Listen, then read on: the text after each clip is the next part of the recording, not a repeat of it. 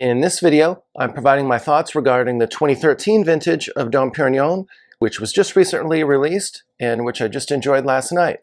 But be sure to stick around until the end, because in addition to providing my buying strategies for this 2013 vintage, I will also be discussing my thoughts regarding some frequently asked questions that I get when it comes to buying and collecting Dom Pérignon more generally. While many champagne houses do create non-vintage champagnes, with Dom Pérignon, they only make vintage champagne. But they don't make a vintage champagne every single year. For example, they skipped vintages like 2007 and 2011 that were a little bit substandard and were not the type of vintages that were going to result in outstanding champagne. Dom Pérignon's goal for the vintage champagne that it produces is to express both the character of the vintage and the Dom Pérignon house style, which I'll discuss more in a couple minutes.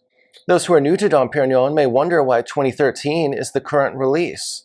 Well, this is so because Dom Pérignon undergoes at least 8 years of lees aging in the cellar before it's disgorged and ultimately released. It's this lees aging that produces autolytic descriptors. And by autolytic descriptors, I mean flavors and aromas of toast, bread, biscuit, brioche, and nuts, such as almonds and so forth. It is these autolytic descriptors that give champagne its complexity and which help to distinguish it from sparkling wines such as Prosecco that are much more fruit-forward and which are released very soon after the harvest. It's also one reason why Dom Pérignon is so expensive. The producer doesn't begin to recoup its investment in each of the vintage champagnes until at least 8 or 9 years after the vintage. So that's a long time to be holding on to the inventory. While harvests in Champagne have been earlier and earlier in the past few years due to global warming, the 2013 vintage had a harvest that was a return to the more normal timing of years past. So the harvest, for example, for the Dom Pérignon took place between September 28 and October 15. In the spring of 2013, the weather in Champagne was cold, cloudy, and rainy. This inclement weather caused problems with fruit set, and that ended up reducing the yield of the grapes for the Dom Pérignon. The summer was warmer, however, which helped to ripen the grapes. There were rains in the fall, but there was also a beneficial drying wind that allowed the grapes to remain on the vine for an extended period of time until they could reach peak maturity. The result of this longer growing season is that you have fruit with ample acidity and good concentration, but there are lower yields than for some other vintages in the past.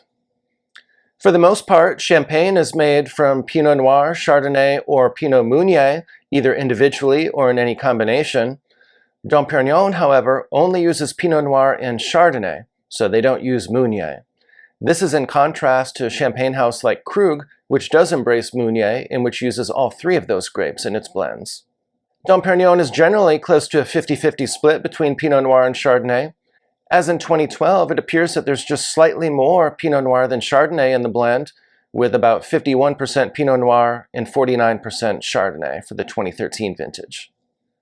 For Dom Pérignon, there's 3 different stages of development that Dom Pérignon refers to as plenitudes. At the time of release, such as for this 2013 vintage, the wines are at the plenitude 1 stage. At the P1 stage, the champagne is characterized by youthful fruit and a creamy texture. So while there is some complexity, there's not nearly as much complexity as you'll find if you have a P2 or a P3.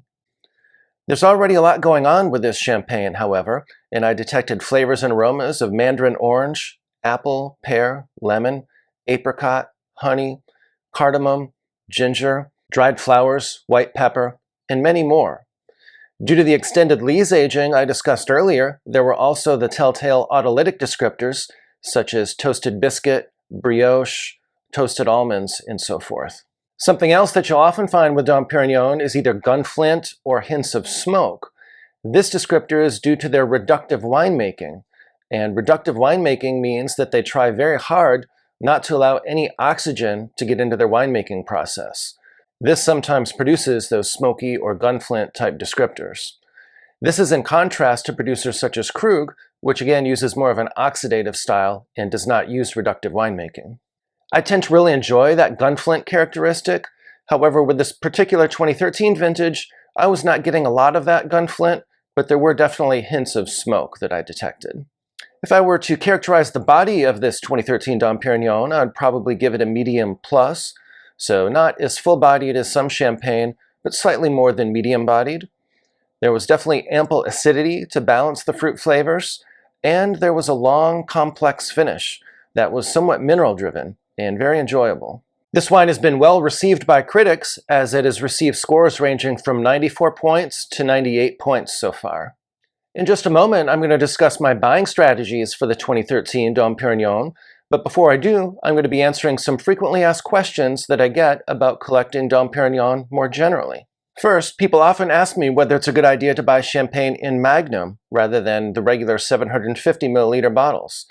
And when I get that question, I'm always reminded of the famous quote from Winston Churchill that a magnum of champagne is the perfect size for two gentlemen to enjoy over lunch, especially if one of them is not drinking. Certainly magnums do cost more, and they have a bit of a premium as well. And by that I mean that one magnum of champagne will cost more than two individual bottles. Nevertheless, if you plan to age your champagne for an extended period of time, magnums are an excellent idea. For example, a couple years ago, we opened a magnum of 1983 Dom Pérignon, and it was still showing extremely well, very, very youthful and fresh. And that contrasts quite a bit with the regular bottle of the 1983 vintage that we had a few months before, and which was a bit past peak and tired at that point.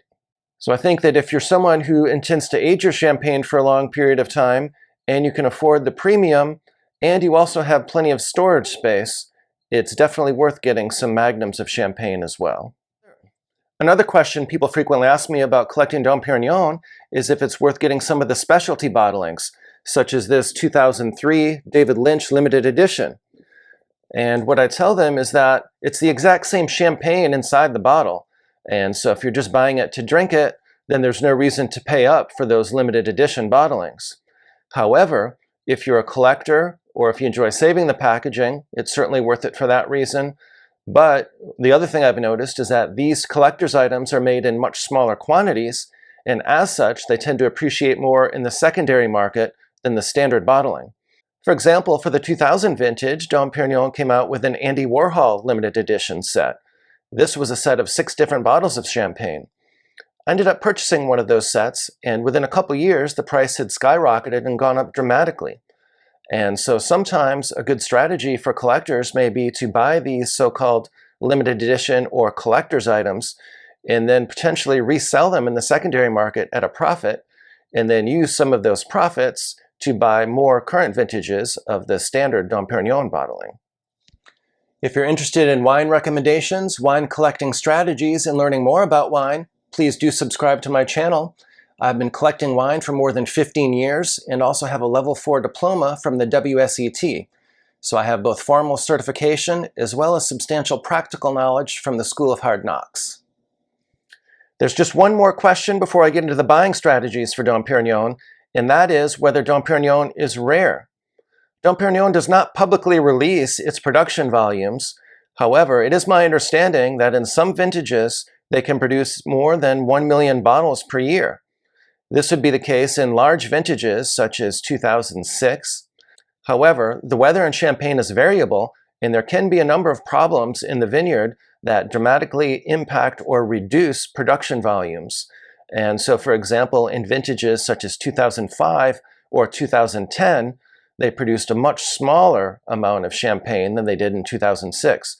So in these small vintages, they may only produce 500,000 bottles or so. But again, these are just estimates, as there are not any publicly released figures available. For those interested in collecting Dom Pérignon, my recommendation is to do what I do, and that is, for current vintages that are on release, shop around to get the best price that you can, and then load up and buy in volume. This is particularly true for strong vintages like 2002, 2008, and 2012, where I would typically buy double of my typical allocation. This is a good idea because those vintages are very age-worthy and will only gain complexity with additional bottle age, and also because they have the most price appreciation, and if you ever want to sell, you'd be able to sell those vintages much easier than you could so-called off vintages or vintages that aren't quite as exciting. And speaking of the 2012, there are still a few bottles in the retail channel. And so I'm definitely looking out for those and recommend that you stock up on those while you can. The 2012 Dom Pérignon has already appreciated about 10% in price, and it's only going to continue to head north once those bottles are no longer available in the retail channel. So what do I recommend with respect to the 2013 vintage? Well, I shopped around, and the prices on Wine Searcher average around $270 or so, but there's a tremendous swing in prices. So I found some selling for as low as $225 or $230, and others that sold for a whopping $325. So definitely shop around and do your due diligence before you make a purchasing decision. Due to the restrained yields of the 2013 vintage, this could be a vintage that sells out quite quickly like 2005 or 2010. So you'll definitely want to jump on this sooner rather than later. While 2013 is a very nice vintage, I don't think it's an epic vintage such as 2008 or 2012. For that reason, I do not recommend buying double of the 2013 that you normally would, but I would just go with my typical purchase decision. So if you usually buy 6 bottles of the Dom Pérignon on release, I would go ahead and buy 6 bottles of this one.